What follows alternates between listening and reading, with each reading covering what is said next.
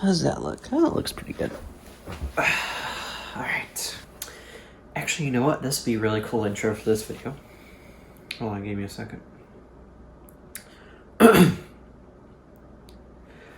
Announce welcome to HomePod 6-month review.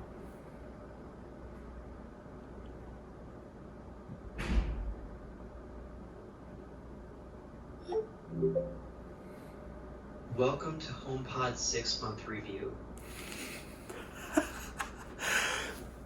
Let's get into it. All right, so let's get into it. It's actually been more than 6 months. I actually just looked it up. It's actually been 10 months already since I've had this HomePod. Oh my God, time flies so fast. So since I've had this HomePod for 10 months, I have explored a lot of features, so I have a lot to talk about. And I will expand on this video when I'm home tomorrow because I'm gonna bring this HomePod with me and we're gonna try out something that I haven't tried yet because I can't try it here because the internet here does not want to cooperate with me. First, HomePod. It's really, really small. I would be holding it, but it's currently plugged into the wall, so I don't really want to unwire it. I'll do it probably when I leave tomorrow, so it doesn't matter. Besides the point is that this HomePod Mini is really small. It's much smaller than the original HomePods, which the HomePods were like this tall and like really big. They were really big speakers. These are a very nice alternative. Now, this is a smart speaker.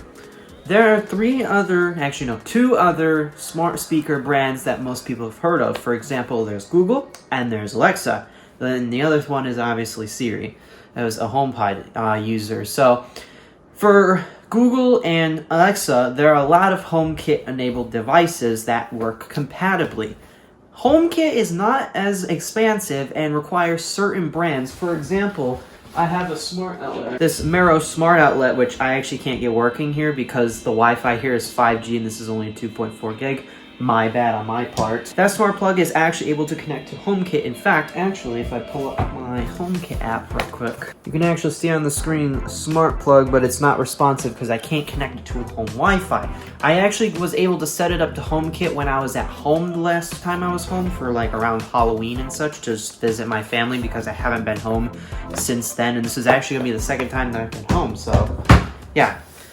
But smartly, I can't really use the smart products here, but that's okay because I don't really have any smart products here, and you can't hang things and tape things to the wall and have plug-inable lights. The only kind of lights you can have, like Christmas lights or stuff, are battery operated, which is kind of dumb, but I have to respect the school's rules because, again, some stuff people can buy is also a fire hazard, and I figured out quite quickly that this dorm building has very sensitive smoke alarms. If we set off the smoke alarms in this building 5 times already, by not just our floor, every other floor has set off the fire alarm.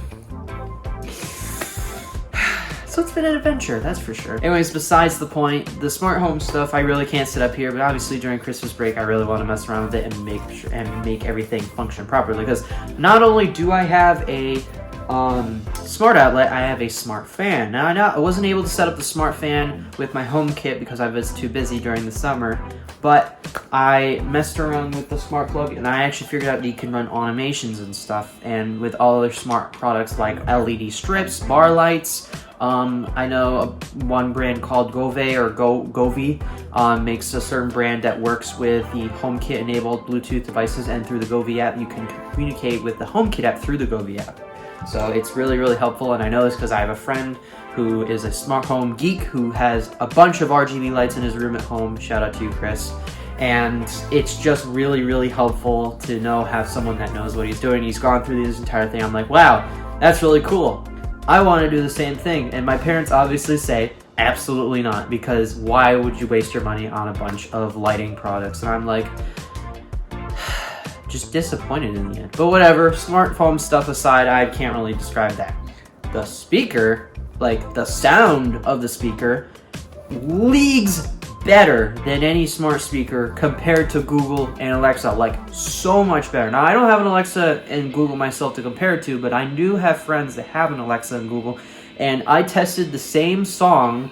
I can't obviously play the song, but it's what's the song? The song is Turbulence by The Crystal Method. It is a very bassy song, so it has a lot of bass to it, and this speaker can put out that bass. And also, This speaker, I'm obviously not going to demonstrate it right now because I do live in a dorm building and there are people around me. This speaker gets loud, like really, really, really loud. And that thing is so small, but when you crank the volume to full for the first time, you want to tone back the volume real quick because that thing is loud. And that's set to the default volume. Obviously, you can adjust the max volume within the speaker settings in the Home app, but leave it at default because this thing gets loud, and with it at 100%, it still does not distort the audio at all. Like, it is super flat, super clean audio. Yeah. Also, the Siri integration in it is really good. Obviously, Siri is getting a lot better. Like, for example, hey Siri, tell me a joke. What do you call an apology written in dots and dashes? Read Morse code.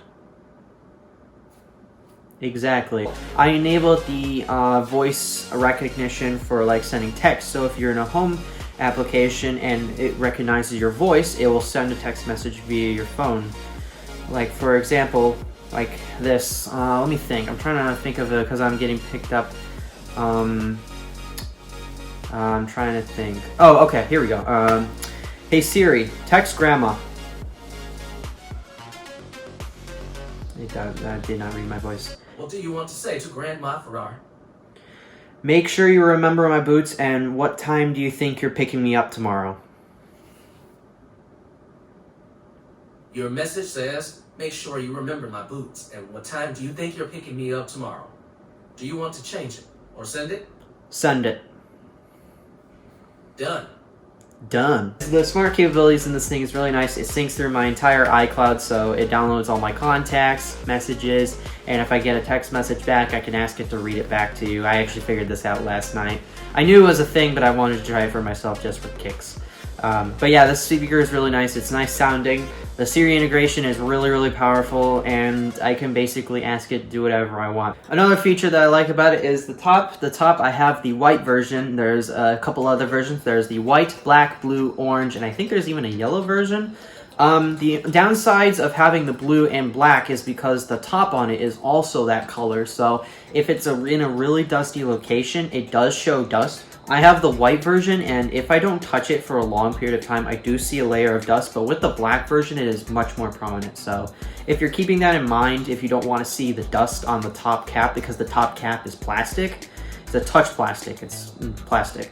It does get fingerprints, and it also does get dusty if you don't touch it for long periods of time. So in this room, I knew this room was going to be white, and the house that I live in has mostly white and yellow walls, so I just decided to went with the white version, and it works perfectly fine. If you got any other color, it would do the exact same functions. And in the iCloud settings, it does show as an iCloud listed device under the Apple listings of your devices. For example, I have my phone, iPad, HomePod, watch, and MacBook, so it shows it in the list as well as a HomePod. And I think I've seen screenshots online. It does show the specific color in your HomePods in your Apple iCloud settings, so it shows which one. It also shows model number, serial number, all that stuff. Software. To update the HomePod, you need to have it in the HomeKit app. If you want to update it to the newest version, you go in, you go to the home settings, you go to the HomeKit, and then you can click check for software updates. If you have it set to auto updates, it does all the updates automatically. I found it so when I update my phone or my iPad, it's kind of smart enough to figure out that, hey, these two devices updated. I'm going to see if I'm going to check updates, and usually when I go to check after I'm done updating my phone and iPad, it's already up to the newest software update, so I never have to update it. If you have auto updates turned off, I would recommend if there's a new software update for your phone, go and check to see if the HomePod has an update for it as well, and update it after you do your phone. And then if you have any other Apple devices, update that while that's happening. Because what I normally do is when Apple pushes out updates for all of their devices, even including their watch and MacBook, update the MacBook, iPad first, because those devices are separate. Update your phone, then after you're done updating your phone, update the watch and the HomePod, just so you're updating everything at the exact same time.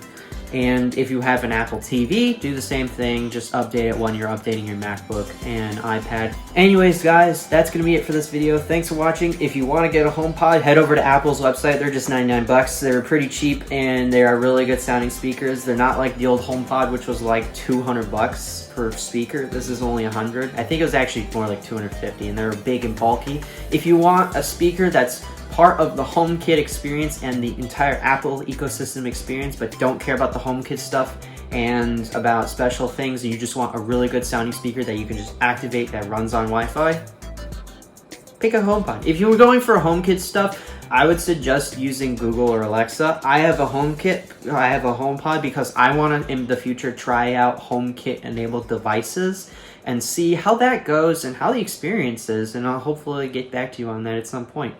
But anyways, guys, that's going to be it for this video. Thanks for watching. Like, subscribe, share this with friends and family, and hey Siri, announce. I'll see you next time. Peace and high five. No other devices are available right now. I have to do it through my watch. No, it doesn't matter. I ruined it. I ruined it anyways. Alright, whatever. Peace and high five.